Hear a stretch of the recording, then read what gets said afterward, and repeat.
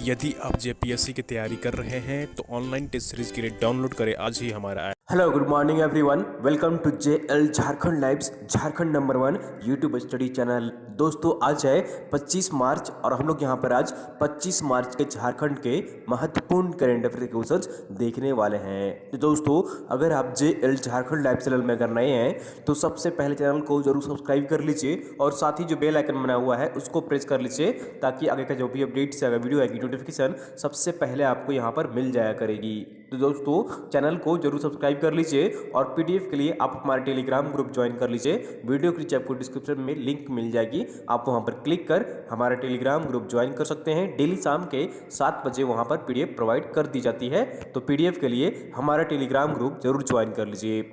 और दोस्तों हमारी करंट अफेयर्स की बुक जो है जनवरी से लेकर मार्च तक वो रांची में अवेलेबल हो गई है और 1 से 2 दिनों में आप सभी लोगों तक, ठीक है, हर झारखंड के हर सभी जिलों में शहरों में उपलब्ध हो जाएगी, तो आप वहां से उसे परचेज कर सकते हैं। और इसकी प्राइस जो मेंशन की गई है वो लगभग 45 से 50 के बीच में आपको यहाँ पर ये बुक मिल जाएगी मार्केट में, ठीक है, तो आप इसे जाकर खरीद सकते हैं। और इंग्लिश माध्यम वाली बुक जो है वो जल्दी आएगी, ठीक है, 2-3 दिनों के बाद इंग्लिश वाली भी आ जाएगी वो बुक, ठीक है। तो चलिए हम लोग यहाँ पर आज 25 मार्च के झारखंड के महत्वपूर्ण करेंट अफेयर क्वेश्चंस देखते हैं। तो यहाँ पर आज का पहला प्रश्न है, हाल ही में चंडीगढ़ में आयोजित टफ मैन स्टेडियम रन में किसने 225.11 किलोमीटर की दौड़ लगाई है? तो इसका सही आंसर जो होगा यहाँ पर ऑप्शन नंबर बी इज बिल्कुल सही आंसर रहेगा। ये है सौरभ कुमार रंजन। कौन है? सौरभ कुमार रंजन है, जिन्होंने चंडीगढ़ में आयोजित टफ मैन स्टेडियम रन में इन्होंने 225.11 किलोमीटर की दौड़ लगाई है। तो ऑप्शन नंबर बी इज बिल्कुल सही आंसर हो जाएगा। चलिए हम लोग यहाँ पर सारे महत्वपूर्ण फैक्ट्स डिटेल्स यहाँ पर देख लेते हैं। तो हाल ही में 17 मार्च को सौरभ कुमार रंजन ने चंडीगढ़ आयोजित टफ मैन स्टेडियम रन में शानदार प्रदर्शन करते हुए दूसरा स्थान प्राप्त किया है। प्रतियोगिता पंचकुला के ताऊ देवीलाल स्टेडियम में हुई। इसमें लंबी दौड़ लगानी थी जिसका नाम था 24 आवर स्टेडियम रन, ठीक है, इसका नाम था 24 आवर स्टेडियम रन। सौरभ ने 225.11 किलोमीटर दौड़ लगाई। इससे पहले सौरभ कारगिल से कोहिमा की 4500 किलोमीटर की दौड़ में 2019 में हिस्सा ले चुके हैं। सौरभ जो है वो भारतीय वायुसेना में नौकरी करते हैं और रांची के बूटी मोड़ स्थित आनंद विहार के रहने वाले हैं। तो ऑप्शन नंबर बी इज बिल्कुल सही आंसर रहेगा। 225, ठीक है, 225.11 किलोमीटर की दौड़ लगाई है किसने? सौरभ कुमार रंजन ने। चलिए अगले प्रश्न की ओर चलते हैं और अगला प्रश्न है यहाँ पर, झारखंड क्षेत्रीय विकास प्राधिकरण संशोधन विधेयक 2021 को मंजूरी दी गई है। इसके तहत प्रावधान किए गए हैं, ठीक है। तो हाल ही में झारखंड क्षेत्रीय विकास प्राधिकार संशोधन विधेयक 2021 को झारखंड राज्य सरकार ने मंजूरी प्रदान की है। तो इसके तहत क्या प्रावधान किए गए हैं? तो इसका सही आंसर जो होगा यहाँ पर ऑप्शन नंबर डी इज बिल्कुल सही आंसर रहेगा। सी एवं डी दोनों ही। तो इसके तहत क्या क्या है? तो जमीन मालिकों के साथ करार किया जाएगा और जमीन मालिकों के साथ निजी कंपनियां करार कर सकेंगे। तो ऑप्शन नंबर डी इज बिल्कुल सही आंसर हो जाएगा। चलिए हम लोग यहाँ पर इस विधेयक से संबंधित सारे फैक्ट्स एंड डिटेल्स यहाँ पर देख लेते हैं। तो 24 मार्च 2021 को झारखंड क्षेत्रीय विकास प्राधिकार संशोधन विधेयक 2021 को मंजूरी दी गई है। इस संशोधन से झारखंड में शहरीकरण को विस्तार देने के लिए जमीन मालिकों से करार कर लैंड पुल बनाने का रास्ता साफ हो गया है। इसके तहत राज्य के क्षेत्रीय विकास प्राधिकार के इलाकों में लैंड पुल के जरिए कॉलोनियों को विकसित करना आसान हो जाएगा, ठीक है। तो ये जो विधेयक पास किया गया है, तो जो छोटे छोटे कस्बों पे विकास किया जा रहा है कॉलोनियों में, उसका रास्ता साफ हो गया है। लैंड पूल के लिए जमीन का अधिग्रहण नहीं किया जाएगा, ठीक है। वर्तमान में सरकार क्या करती है? जमीन का अधिग्रहण करती है, लेकिन अब अधिग्रहण नहीं करेगी, जमीन मालिकों के साथ करार कर सकती है एजेंसी या निजी कंपनियां कॉलोनियों का विकास करेंगी, ठीक है। तो राज्य सरकार अब क्या करेगी? करार करेगी जो भी जमीन मालिक होंगे। जमीन मालिकों को उनके मालिकाना हक के बदले परियोजना के मुनाफे में हिस्सेदार बनेगी।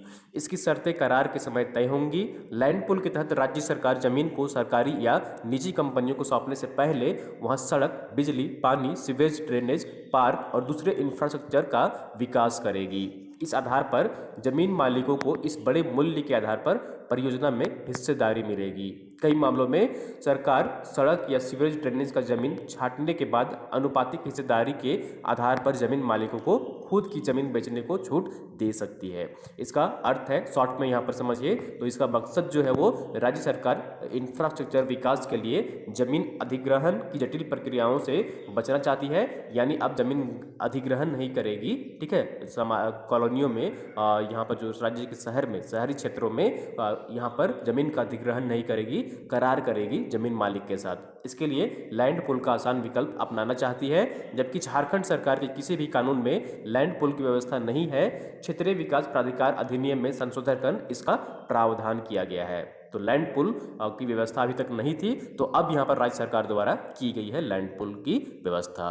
तो ऑप्शन नंबर डी इज बिल्कुल सही आंसर हो जाएगा। चलिए अगले प्रश्न की ओर चलते हैं, और अगला प्रश्न है यहाँ पर 23 मार्च 2021 को झारखंड विद्युत शुल्क संशोधन विधेयक 2021 को मंजूरी दी गई है। इस विधेयक के तहत घरेलू खपत में कितनी फीसदी इलेक्ट्रिक ड्यूटी अब उपभोक्ताओं को देनी पड़ेगी? ठीक है, तो हाल ही में यहाँ पर झारखंड विद्युत शुल्क संशोधन विधेयक 2021 को मंजूरी दी गई है। इस विधेयक के तहत घरेलू खपत जो भी होगी बिजली, उसकी कितनी फीसदी अब जो है यहाँ पर ड्यूटी चार्ज देना होगा कंज्यूमर को, जो उपभोक्ता होंगे उनको। तो इसका सही आंसर जो होगा यहाँ पर ऑप्शन नंबर सी इज बिल्कुल सही आंसर होगा 6%। कितने फीसदी? 6% आप यहाँ पर उपभोक्ताओं को जो 250 यूनिट तक यूज करेंगे उनको 6% यहाँ पर जो है वो दिल्ली से देना होगा इलेक्ट्रिसिटी ड्यूटी।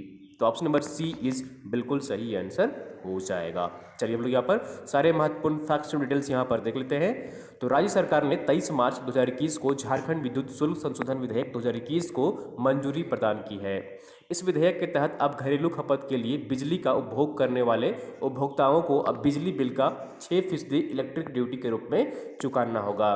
इस विधेयक के लागू होने के बाद राज्य में 10 साल बाद इलेक्ट्रिक ड्यूटी में बढ़ोतरी का रास्ता साफ हो गया है। तो 10 साल बाद यहाँ पर इलेक्ट्रिसिटी ड्यूटी जो होती है, इलेक्ट्रिक जो यहाँ पर ड्यूटी होता है, उसमें बढ़ोतरी किया गया है 10 सालों के बाद। राज्य सरकार को इसे सालाना 750 करोड़ रुपए अतिरिक्त राशि मिलने की उम्मीद है। इससे पहले घरेलू उपभोक्ताओं के लिए 250 यूनिट तक की बिजली खर्च पर 20 पैसे प्रति यूनिट देने का प्रावधान था। अभी तक जो प्रावधान था वो 250 यूनिट तक जो भी खर्च करते थे उनको 20 पैसे प्रति यूनिट देने का प्रावधान था। 250 यूनिट से अधिक होने पर, खर्च करने पर, 250 यूनिट से अधिक खर्च करने पर 24 पैसे, ठीक है, 24 पैसे प्रति यूनिट इलेक्ट्रिसिटी ड्यूटी देने का प्रावधान था। लेकिन अब यहाँ पर इसमें बदलाव किया गया है। राज्य सरकार ने वर्तमान संशोधन के तहत सभी श्रेणी के उपभोक्ताओं के लिए पैसा प्रति यूनिट की जगह अब यहाँ पर प्रतिशत, ठीक है, प्रतिशत प्रति यूनिट की दर से इलेक्ट्रिसिटी ड्यूटी यहाँ पर करने का प्रावधान किया है। घरेलू उपभोक्ताओं की तरह ये धार्मिक स्थान और प्रार्थना कक्षा पर लागू होगी। और यहाँ पर देख लीजिए 10 MVA से अगर ऊपर की औद्योगिक उपभोग वाली बिजली पर 8% की दर से इलेक्ट्रिसिटी ड्यूटी लगाया जाएगा, और जो 10 MVA से ऊपर यहाँ पर है और 15 ऊपर जो है यहाँ पर 15% का जो है इलेक्ट्रिसिटी ड्यूटी लगाया जाएगा। तो जो औद्योगिक क्षेत्र है, औद्योगिक जो संस्थान है, उनको यहाँ पर 10 MVA से अगर यूज करते हैं 10 MVA तक, तो उन पर 8% लगाया जाएगा, और 10 से अगर ज़्यादा लगाते हैं तो 15% यहाँ पर उन पर इलेक्ट्रिसिटी ड्यूटी लगाया जाएगा। तो राज्य के जो कंज्यूमर उपभोक्ता होंगे उनको लिए कितना यहाँ पर किया गया है, कितना प्रतिशत इलेक्ट्रिसिटी ड्यूटी किया गया है, तो 6% यहाँ पर इलेक्ट्रिसिटी ड्यूटी किया गया है। ठीक है, ये याद रखिएगा, हाल ही में राज्य सरकार द्वारा संशोधन किया गया है। चलिए अगले प्रश्न की ओर चलते हैं, और अगला प्रश्न है यहाँ पर डिजिटल प्लेटफॉर्म पर झारखंड विधानसभा की आंतरिक कार्यवाही का प्रसारण करने वाला झारखंड देश भर का कितने नंबर का राज्य बन गया है? ठीक है, तो डिजिटल प्लेटफॉर्म पर झारखंड विधानसभा की आंतरिक कार्रवाई जो होती है, ठीक है, जो बहस चलती है, किसी भी मामले पर डिस्कशन होती है, तो इसका सीधा प्रसारण अब डिजिटल प्लेटफॉर्म के माध्यम से किया जाएगा। और इसके लिए एक स्पेशल डिजिटल प्लेटफॉर्म पर टीवी लॉन्च किया गया है, चैनल लॉन्च किया गया है, और ऐसा करने वाला झारखंड देश भर का कितने नंबर का राज्य बन गया है?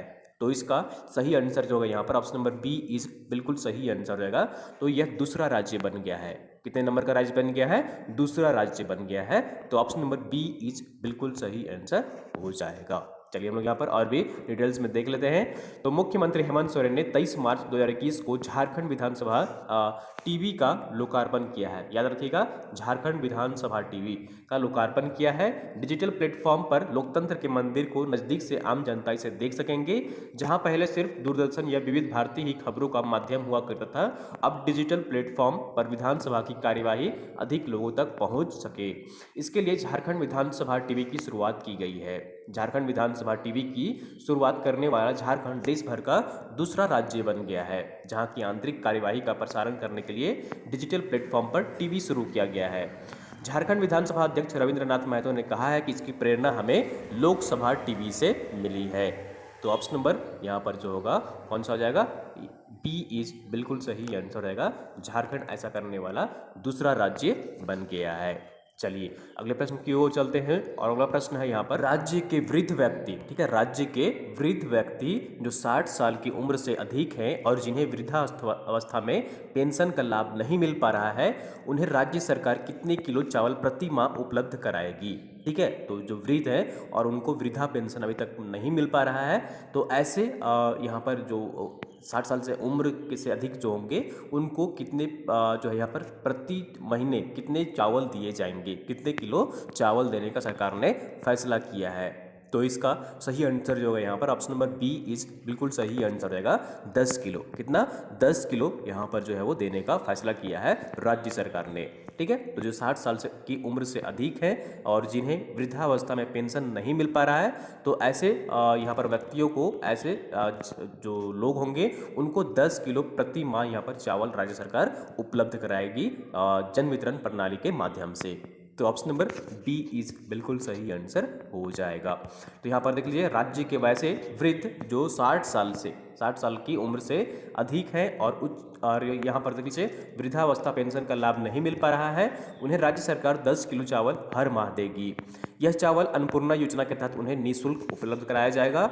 ऐसे वृद्ध व्यक्तियों को इंदिरा गांधी राष्ट्रीय वृद्धावस्था पेंशन पाने की अर्हता रखनी होगी। निःशुल्क चावल वृद्धावस्था पेंशन मिलने तक दिया जाएगा।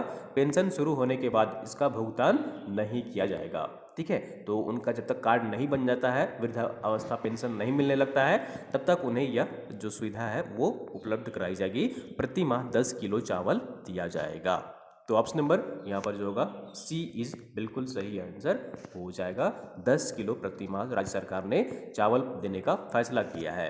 अगला प्रश्न है यहाँ पर, झारखंड के किस सांसद को तीसरी बार संसद रत्न अवार्ड 2020 से सम्मानित किया गया है। झारखंड के किस सांसद को तीसरी बार संसद रत्न अवार्ड 2020 से सम्मानित किया गया है। तो इसका सही आंसर जो होगा यहाँ पर ऑप्शन नंबर देख लीजिए बी इज बिल्कुल सही आंसर रहेगा। तो ये है निशिकांत दुबे। कौन है? निशिकांत दुबे हैं, जिनको कि संसद रत्न अवार्ड 2020 से सम्मानित किया गया है।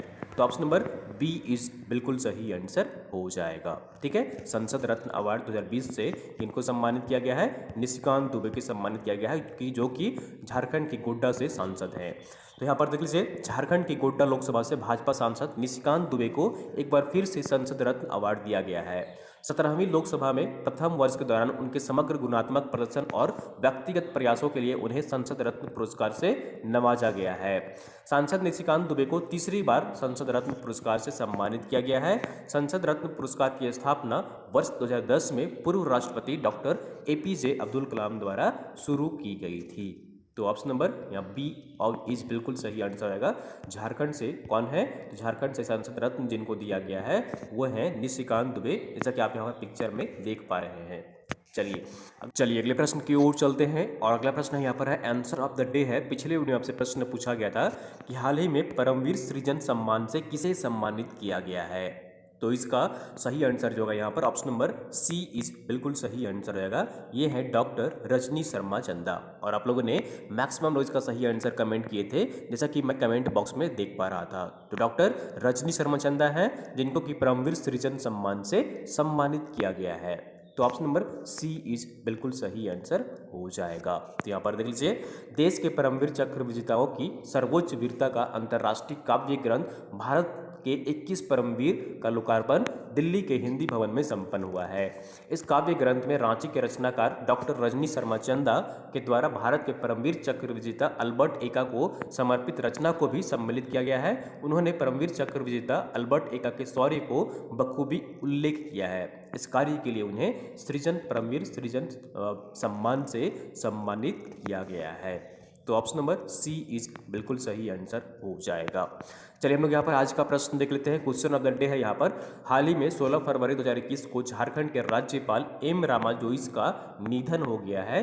वे झारखंड में कब से कब तक राज्यपाल के पद पर रहे थे? तो आप कमेंट करके बताना है कि जो राज्यपाल एम रामा जोइस थे उनका हाल ही में निधन हो गया है, तो वे झारखंड में कब से लेकर कब तक राज्यपाल के पद पर रहे थे? तो 4 ऑप्शन आपके यहाँ पर देख लीजिए। 15 जुलाई 2002 से लेकर 11 जून 2003 तक, 1 जनवरी 2003 से लेकर 15 फरवरी 2004 तक, 25 जून 2005 से लेकर 20 दिसंबर 2006 तक, या फिर 15 मार्च 2002 से लेकर 21 जून 2003 तक। तो आपको कमेंट करके बताना है कि इसका सही आंसर क्या होगा। ठीक है, तो इसका सही आंसर कमेंट करने की कोशिश करिए दोस्तों। और ये थी यहाँ पर आज की झारखंड की महत्वपूर्ण करंट अफेयर के क्वेश्चंस। उम्मीद करता हूँ आपको वीडियो पसंद आई होगी। जरूर लाइक करिए, चैनल को सब्सक्राइब नहीं किया सब्सक्राइब कर लीजिए। और दोस्तों वीडियो को आप लोग अपने दोस्तों के साथ अधिक से अधिक शेयर कर दिया करिए, ताकि अन्य लोग भी यहाँ पर जुड़ सके और झारखंड के महत्वपूर्ण करंट अफेयर के क्वेश्चंस देख सके। अब झारखंड के सभी जिलों एवं शहरों में